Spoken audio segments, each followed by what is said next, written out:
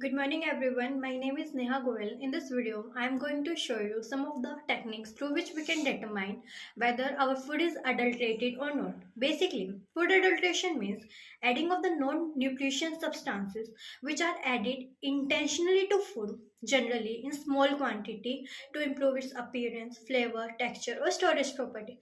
And these are very harmful for us. We can consider with this example like adding of brick powder in red chili powder and adding of black adding of papaya seeds in our black peppers. So these are something that are look similar to our spices, but they are not good for our health. So in this video I am going to explain you some of the easy techniques through which you can determine whether your food is adulterated or not at your home. For this, we have taken adulterated and unadulterated red chili powder. As you can see, we are not able to distinguish it here. But when we mix adulterated red chili powder in water, you can see that the brick particles are heavier, so it can settle down very fastly. But when I am taking unadulterated red chili powder, it takes some time to settle down. Hence, you can easily detect through this method whether our red chili powder is adulterated or not.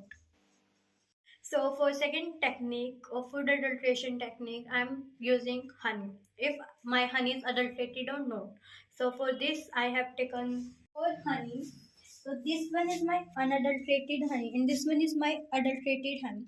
Unadulterated honey will not give liquid-like texture behind it. You can see honey is put in it, but at the back we do not see any type of water residue.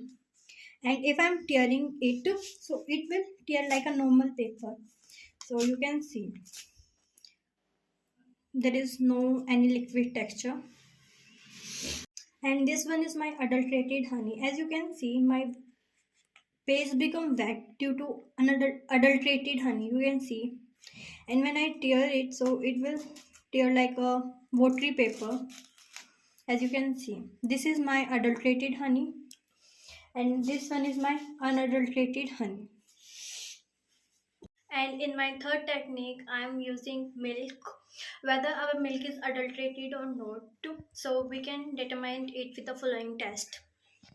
As you can see, normally we cannot determine that which one is adulterated and which one is not adulterated.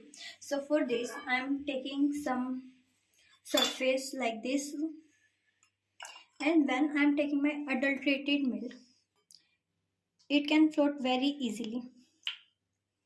But when I am taking unadulterated milk, it takes some time to reach down.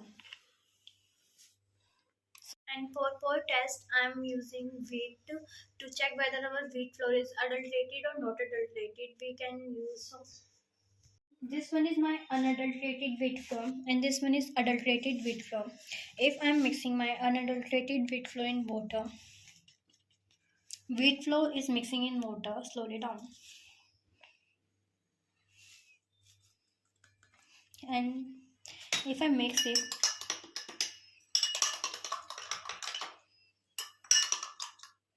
you can see that it mixes easily. And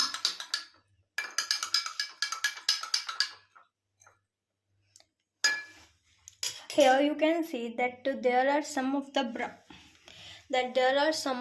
brown particles in our adulterated wheat flour, and there is not brown particles in our unadulterated wheat flour, as you can see. And here you can see that there are some dirty particles in our wheat flour.